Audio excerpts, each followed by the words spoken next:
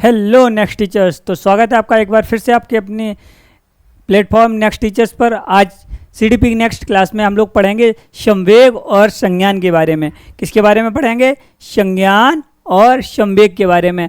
I hope आप लोगों को सीडीपी की यह सिलेबस सीरीज अच्छी लग रही होगी, और अच्छी लग रही हो तो कमेंट करके ज़रूर बताइएगा। सबसे पहले बाल विकास में संज्ञान और संवेग होते क्या हैं, इनके बारे में हम जानेंगे। संज्ञान का अर्थ और परिभाषा। संज्ञान से मतलब हमारे मस्तिष्क में हमारी समझ से लेकर है। किससे लेकर है? अंडरस्टैंडिंग। क्या होता है, मूल अर्थ क्या होता है? संज्ञान का सरल अर्थ है ज्ञात करना या जानना, अपने पर्यावरण को समझना। यानी संज्ञान का जो मूल अर्थ होता है वह किसी भी बात को जानने की जिज्ञासा होती है, और अपने आसपास की चीज़ों को समझना, एडजस्ट करना भी संज्ञान का मूल अर्थ होता है। लेकिन इसकी परिभाषा होती है विचार, अनुभव और इंद्रियों के माध्यम से ज्ञान प्राप्त करने की मानसिक प्रक्रिया। यानी कि हमारे द्वारा जो ज्ञान प्राप्त करने की मानसिक प्रक्रिया अपनाई गई है वही क्या है? वही संज्ञान है। वही क्या है? संज्ञान। हमारे द्वारा विचार, अनुभवों और इंद्रियों के माध्यम से जो ज्ञान प्राप्त करने की क्या है? मानसिक प्रक्रिया, वही क्या है? वही संज्ञान है। और यह कार्यप्रणाली क्या है? यह जानकारी के प्रसंस्करण यानी प्रोसेसिंग, ज्ञान के प्रयोग और प्राथमिकताओं को बदलने की क्षमता को संदर्भित करता है। वैसे तो व्यापक दृष्टिकोण इसका होता है, यह कोई एक कल या साधारण प्रक्रिया नहीं, यह उन सभी मानसिक गतिविधियों का संग्रह है जो सोचने समझने में शामिल होते हैं। वैसे संज्ञान के व्यापक दृष्टिकोण की अगर हम बात करें तो वह सिर्फ इतना समझ लीजिए, हमारे सोचने समझने की वह मानसिक गतिविधियों में जो भी गतिविधियां शामिल होती हैं वही सब क्या है? संज्ञान है। संज्ञान और चिंतन शब्द का प्रयोग अक्सर पारस्परिक इंटरचेंजेबली के लिए किया जाता है। चिंतन और संज्ञान एक दूसरे के लिए चेंजिंग करने के लिए किया जाता है, लेकिन संज्ञान और चिंतन लगभग एक दूसरे के ही पर्याय हैं, एक दूसरे की ही तरह बात करते हैं। अब प्रमुख संज्ञानात्मक प्रक्रियाएं क्या क्या होती हैं? वे मौलिक गतिविधियां जो हमें दुनिया के साथ अंतः क्रिया करने और निर्णय लेने में क्या बनाती हैं? सक्षम। वे सारी मौलिक गतिविधियां जो हमें दुनिया के साथ अंतः क्रिया करने और निर्णय लेने में सक्षम बनाती हैं, वह सब क्या कहलाती हैं? वही सारी संज्ञानात्मक प्रक्रियाएं होती हैं। अब इसमें क्या क्या होता है? सबसे पहले तो अटेंशन यानी कि अवधान, फिर अपबोधन, परसेप्शन संवेदी जानकारी की व्याख्या, फिर आता है इसके बाद क्या? सबसे पहले हम उसको ध्यान देंगे। क्या? ध्यान देंगे। सबसे पहले क्या देंगे? ध्यान देंगे, और उसके बाद उसे देखेंगे, संवेदी जानकारी की व्याख्या करेंगे, इसमें क्या क्या चीजें हैं। फिर उसको हम अधिगम, नया ज्ञान और कौशल प्राप्त करेंगे, फिर उसे अपनी स्मृति में, जानकारी में भंडारित करेंगे, उसको स्मृति मेमोरी में रखेंगे, प्रोसेस रखेंगे, और उसके बाद अंत में आता है क्या? चिंतन, समस्या समाधान और निर्णय लेना। अंत में क्या आएगा? चिंतन आएगा।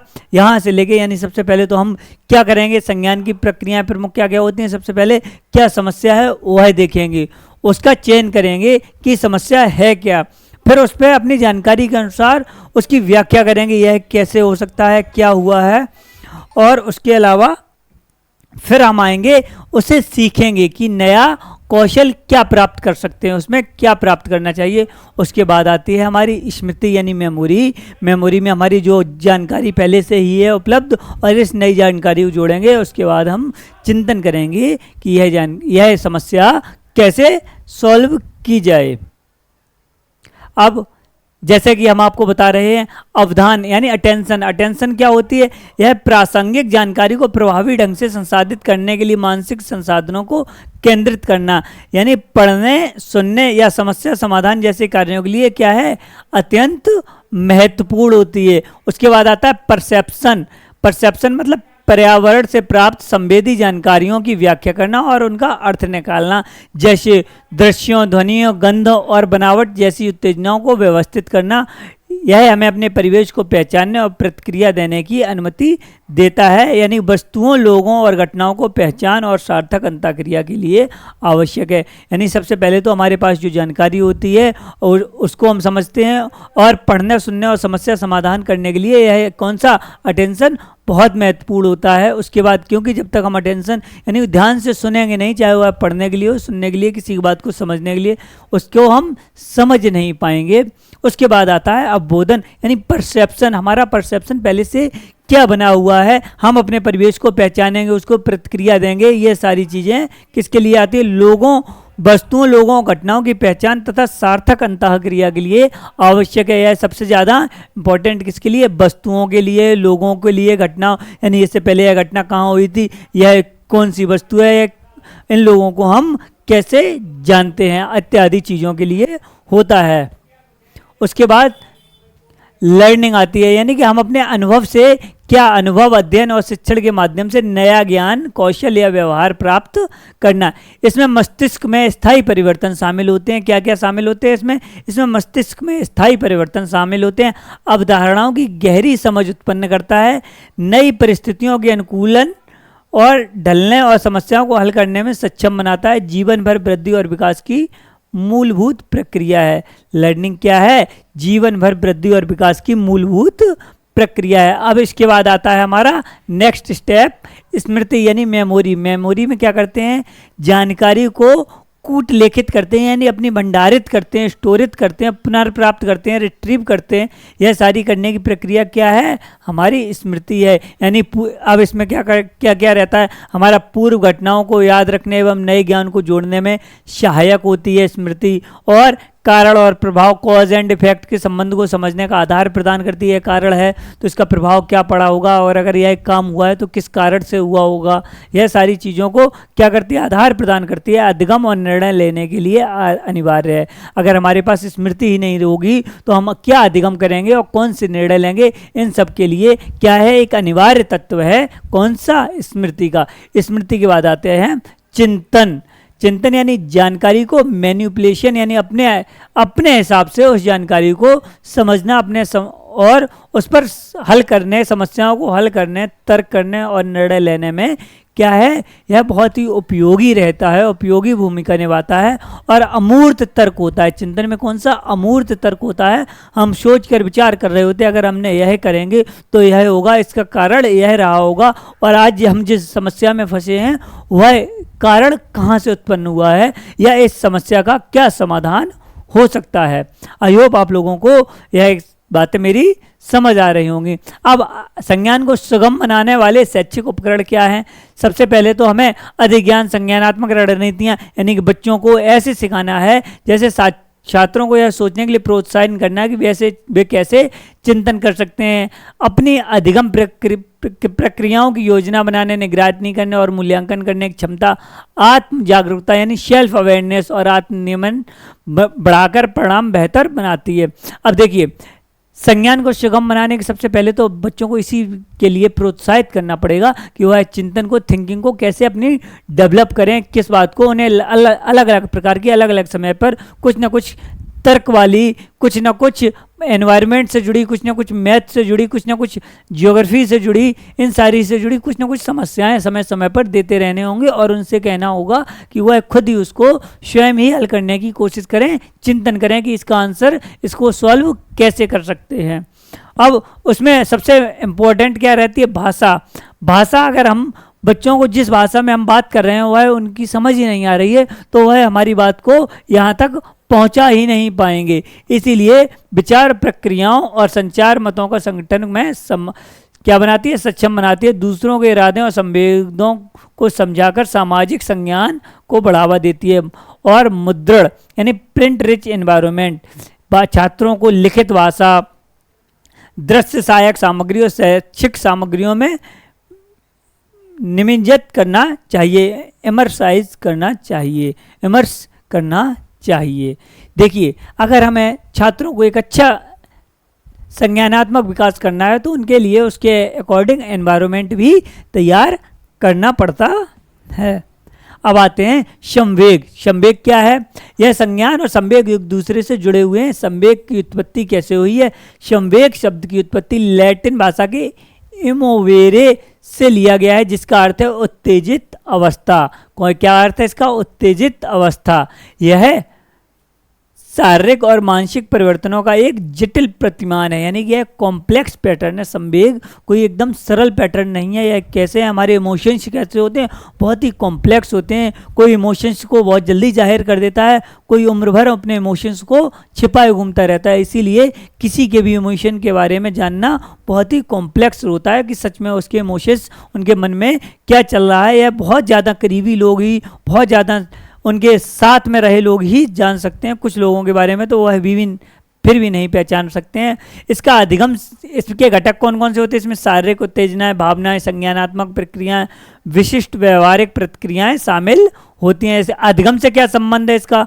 संवेग सूचना प्रसंस्करण यानी इंफॉर्मेशन प्रोसेसिंग कौशल में को गहराई से प्रभावित करते हैं और इसमें अधिगम की अवप्रेरणा तय करते हैं। संज्ञानात्मक मूल्य निर्धारण भी व्यक्तियों का संवेग ही करते हैं। व्यक्ति घटनाओं की व्याख्या कैसे करता है? यह तय करता है कि संवेग सकारात्मक होगा जैसे खुशी, या नकारात्मक होगा जैसे क्रोध या वह। ये सारी चीजें ही संवेग तय करता है। संवेगात्मक प्रक्रिया की प्रमुख कितने घटक हैं? प्रमुख 6 घटक हैं। कितने घटक हैं? 6 घटक हैं। सबसे पहले संज्ञानात्मक मूल्य निर्धारण, यानी सबसे पहले क्या करता है? संज्ञानात्मक मूल्य निर्धारण करता है। यह क्या करता है? यह स्थिति का मूल्यांकन करना, यह तय करना कि घटना सकारात्मक है या नकारात्मक या तटस्थ, यानी कि जो भी घटना है वह है कैसी, हमारे मेरे लिए सकारात्मक है, मेरे लिए नकारात्मक है, या मेरे लिए है ही नहीं तो मैं इसमें कैसा रहूं? तटस्थ रहूं, बीच मुझे कोई इससे मेरे लिए मुझसे जुड़ी हुई नहीं है। दूसरा व्यक्तिपरक अनुभव। कौन सा है दूसरा घटक? इसमें क्या है? घटना के दौरान महसूस की जाने वाली व्यक्तिगत अनुभूति, यह प्रत्येक व्यक्ति के लिए अद्वितीय होती है। यानी कि कोई भी घटना हो रही है, प्रत्येक व्यक्ति को वह घटना अलग तरीके से इफेक्ट करती है, प्रभावित करती है, और हर व्यक्ति के लिए अद्वितीय होती है। हर व्यक्ति के लिए अलग अलग प्रकार से वह एक ही घटना पर 10 व्यक्तियों को के सामने वह घटना घटे तो हर व्यक्ति अपने अपने अलग अलग तरीके से रिएक्ट करता है। तीसरी आती है विचार एवं क्रिया प्रवृत्तियां, यानी यह किसी विशेष तरीके कार्य करने की इच्छा। उदाहरण के मान लीजिए क्रोधित होने पर आक्रामक व्यवहार की इच्छा, यानी कि और खुशी होने पर बहुत ज़्यादा खुश होने की भी प्रक्रिया इसमें शामिल हो जाती है। नेक्स्ट हमारी है आंतरिक शारीरिक परिवर्तन। तो यह स्वायत्त तंत्रिका तंत्र द्वारा हृदय गति जैसे सांसें तेज होना या पसीना आना, यह आंतरिक शारीरिक परिवर्तन है। जब हमें एकदम से डर लगता है, पसीना आता है और हम बहुत ज़्यादा खुश होते हैं तब भी हमारी दिल की धड़कनें तेज होती हैं, बहुत ज़्यादा भयभीत होते हैं तब भी दिल की धड़कनें तेज होती हैं। यह शारीरिक गतिविधियों का ही संवेग से जुड़ा होना। और चेहरे के हाव भाव, आपको पता है चेहरे के हाव भाव से ही ज़्यादातर लोगों के समझ आ जाता है क्रोध में है या भय में है या खुश है। उसके संवेग उसके चेहरे पर साफ झलकते हैं। कई लोग इन संवेगों को छुपा भी लेते हैं तो पता भी नहीं चलता है, लेकिन ज़्यादातर लोगों के चेहरे के हाव भाव से ही समझ आ जाता है। और संवेगों के प्रति प्रतिक्रिया, यानी संवेगों को संभालने का तरीका रचनात्मक रूप से अनुपयुक्त व्यवहार के रूप में है। यानी कि आपका संवेगों को के प्रति क्या है, प्रतिक्रिया कैसी है, आप उन्हें कैसे संभाल रहे हैं, ये सारे क्या प्रमुख 6 घटक होते हैं किसके? संवेगात्मक प्रक्रिया के। अब संवेगों के प्रकार कौन कौन से होते हैं? संवेगों में कुछ आते हैं मूल संवेग, जो यूपी टेट के पॉइंट ऑफ व्यू से इंपॉर्टेंट हैं। क्या मूल संवेग कौन कौन से होते हैं? सबसे पहले यह कैसे होते हैं? जन्मजात होते हैं। कैसे होते हैं मूल संवेग? कैसे होते हैं? जन्मजात। अब इनमें कौन कौन से आते हैं? ये संवेग सभी मनुष्यों द्वारा साझा किए जाते हैं और समान रूप से दिखाई देते हैं। यह कौन कौन से होते हैं? प्रेम, आनंद, उदासी, भय, क्रोध, आश्चर्य और घृणा। यह कैसे होते हैं? यह होते हैं जन्मजात। प्रेम कैसा है? जन्मजात। आनंद, उदासी, भय, क्रोध, यह सारे कैसे हैं? जन्मजात होते हैं। यह मूल संवेग होते हैं। और होते हैं दूसरे होते हैं आत्मचेतन संवेग, यानी कि स्वयं के कार्यों पर चिंतन करने की क्षमता पर निर्भर करते हैं। यह सामाजिक नॉर्म्स और नियमों की अपेक्षाओं की प्रतिक्रिया करते हैं, जैसे अपराध, शर्म, अपमान, शर्मिंदगी। यह सारे कैसे होते हैं? यह आत्मचेतन के होते हैं। 7 प्रमुख मूल संवेग हैं। यह बहुत ही इंपॉर्टेंट है। अगर आपसे पूछ लिया जाए यूपी टेट में संवेग कितने होते हैं, मूल संवेग, तो मूल संवेग 7 होते हैं। कितने होते हैं? 7 होते हैं। इन्हें ही याद रखेंगे। बाकी सारी चीज़ें इस पूरी क्लास की सबसे इंपॉर्टेंट बात अब है कि मूल संवेग कितने होते हैं यूपी टेट के पॉइंट ऑफ व्यू से। कौन कौन से होते हैं? प्रेम, आनंद, उदासी, भय, क्रोध, आश्चर्य और घृणा। ये सारे कैसे हैं? मूल संवेग हैं। इन 7 के 7 को याद रखिएगा। अब इनको डिटेल में समझाने का कोई मतलब नहीं है। इन सबको आप अच्छे से, आपके अंदर भी ये सारे संवेग बचपन से ही हैं।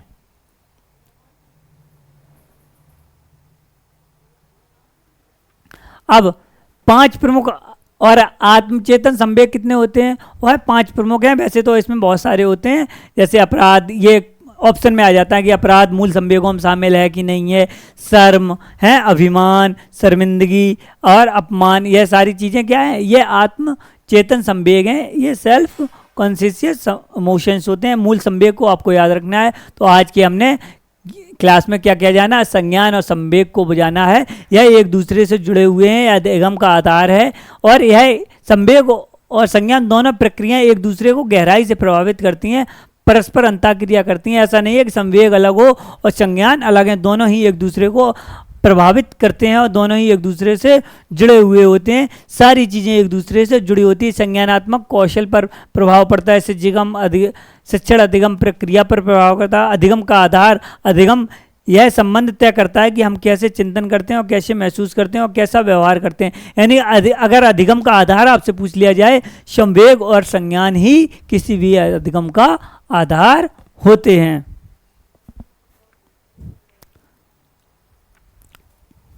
आई होप, जैसे एक एग्जाम्पल के द्वारा देख लीजिए, कोविड महामारी का प्रभाव। महामारी के दौरान छात्रों में भय, अनिश्चितता और अलगाव की स्थिति चरम पर था। इसमें नकारात्मक संवेगात्मक स्थिति छात्रों को ध्यान केंद्रित करने और याद रखने की क्षमता को बाधित किया था। इसका परिणाम छात्रों के नकारात्मक प्रभाव पड़ा था। छात्रों की एजुकेशन कितनी ज़्यादा प्रभावित हुई थी।